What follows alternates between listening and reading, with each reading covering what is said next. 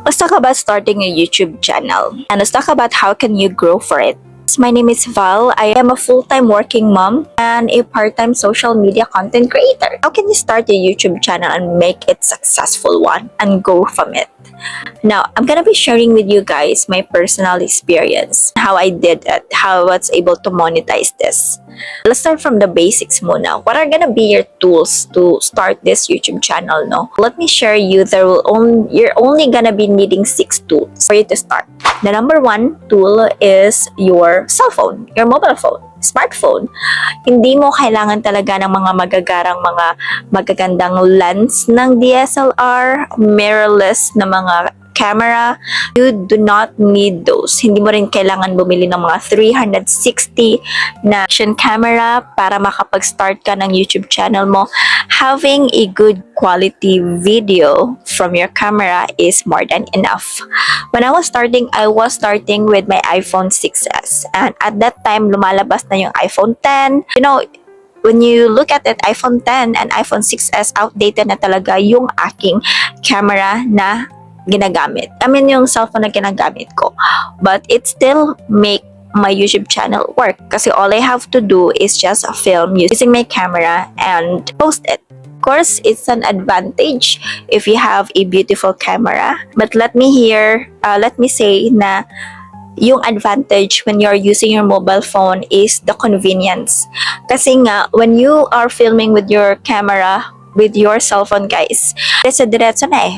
Pwede ka nang mag-edit using your phone kasi nandyan na yan.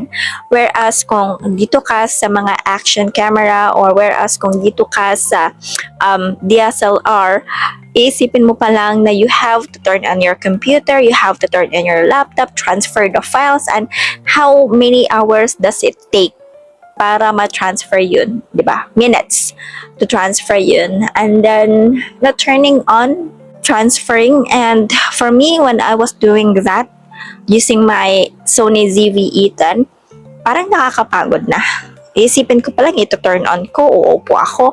Whereas kung nandito lang yung video sa cellphone ko, all I have to do is, even if nakahiga ako, even if nasa sala ako, even if nakaupo lang talaga ako dito, I can edit the video that I needed to edit.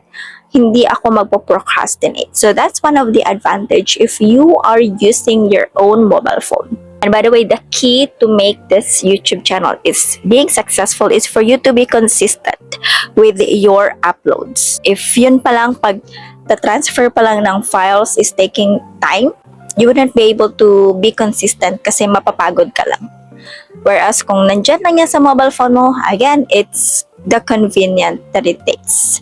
Number 2 is having a ring light. So let me show you guys how it really differ having no ring light and having a ring light. Ito, wala tong ring light. Ito naman, meron ng ring light. So makikita niyo yung difference, guys. Kumpara kanina, talagang mawawala kayo sa focus sa akin as a subject, to listen to me, to hear with me. Kasi nga, hindi naman talaga maganda yung pagkaka-light sa akin, no? Whereas kung meron akong ring light dyan, parang nafo-focus yung beauty ko. Tsaka, me as the subject. However, I wouldn't suggest having a ring light if yung meron ka naman talagang magandang meron kang talagang magandang natural lights. What does it mean? Meaning, kung malapit ka naman talaga sa window na yung sun exposure mo is talagang diretso sa'yo, then hindi mo kailangan ng ring light, guys. Unfortunately, kasi dito sa kwarto namin, hindi masyadong maganda yung lights at saka hindi din yung window ko, hindi din talagang sa sunlight. So, yeah, I have to rely with my ring light. But again, if kaya mo namang mag-film outdoor by using the natural sunlight, then go for it. Kasi mas maganda din yung output ng video ninyo if natural yung ginagamit. Number 3 is yung editing software that you will be using. So ever since hindi pa talaga well-known si CapCut, siya na yung ginagamit ko. up until now, siya pa rin naman yung ginagamit ko. And then nag-subscribe din ako sa monthly, sa yearly or sa annual nila guys, kasi I'm using yung mga features nila. But marami ng mga features na hindi libre si CapCut. So, if you're just using CapCut for the basic editing, then go for it. But if you are using CapCut for additional features, but if you have the capacity to pay for the advanced features, then go for it. But for the basic one, okay naman yung mga libreng features na binibigay ni CapCut. But there will be, aside from it, you can also DaVinci Resolve. It's one of the tool na advisable ng ibang mga content creator. Although I haven't used DaVinci Resolve, but I have it downloaded in my computer, but I will try to use them in the future. Number 4 is si ChatGPT. Now, you might wonder, bakit ChatGPT? Noon walang ChatGPT guys. Ang ginagawa ko lang talaga is nagre-rely lang talaga ako sa isipan ko, especially mga keywords. But what ChatGPT does for my content creation is when I need to brainstorm, like I will, like talagang kung ano yung gusto kong sabihin, i-script ko muna. Kung ano yung gusto kong i-include sa aking YouTube, ibibigay ko muna kan ChatGPT. At si ChatGPT na mismo yung tutulong sa akin on how I can conceptualize my script writing in a way na talagang strategic siya sa flow ng aking video. ChatGPT also helped me to do some keyword research with my tags, with my SEO. Siya yung gumagawa ng aking video description. And sometimes I'm asking ChatGPT to provide me a high SEO results of the title of the video that I will be using. Kasi the more na talagang tinatarget mo yung mga SEO keywords na yon, the more na malaki yung chance na yung video mo is talagang mag-show sa iba't ibang mga targeted viewers ninyo guys. Now, if you want to know more about SEO, description, keywords, how to make your video show up in the search result, I will be sharing with you some helpful tips in the future, so be sure to subscribe guys. Number 5 is tripod. So tripod is one of the first 3 tools that I used before. Tripod really helped me to stabilize my video kasi I only have to stand up to make sure na yung angle is okay, to make sure na yung aking camera it's talagang nakasentro at kung ano ba yung mga gusto kong gulong kunin. You know, tripod. Now I'm using my small tripod and I'll just put it on my table, and it really helps to find the best angle for me, to set the angle for me. But if you're someone that is going to be like siguro tayo, nagluluto as a mom, then I'd suggest you use a T&W tripod na yung malaki.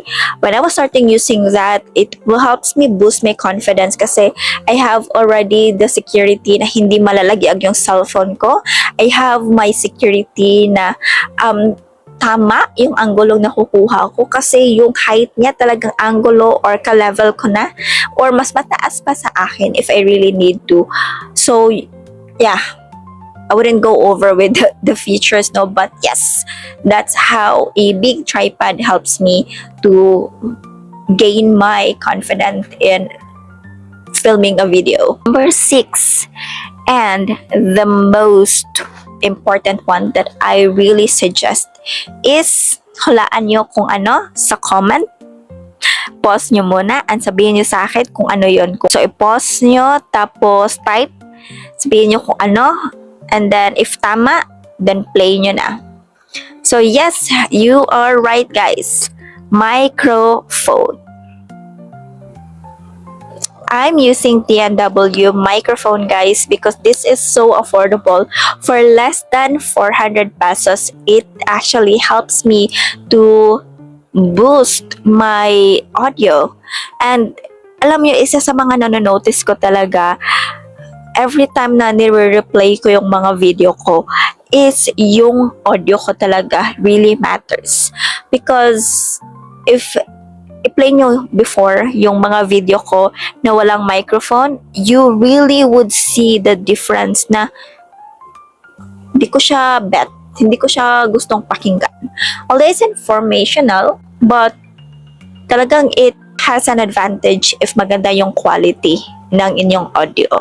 It doesn't really matter if sobrang ganda ng setup mo. It doesn't really matter if maganda yung ring light mo. What really matter is your audio. Kasi the more na maganda yung audio mo, the more na magkinig yung mga viewers mo sa video. No? It really have a big factor with your video to make your video grow. I wanted to test without the microphone, guys, pero hesitant talaga ako to do it because second time na akong nag-film using this and hindi ko alam na turn off ko pala at hindi ko din alam na kailangan ko siyang i-turn on ulit. So kaya twice na ako nag-film nito, refilm, and if I'm gonna test it again, I don't know.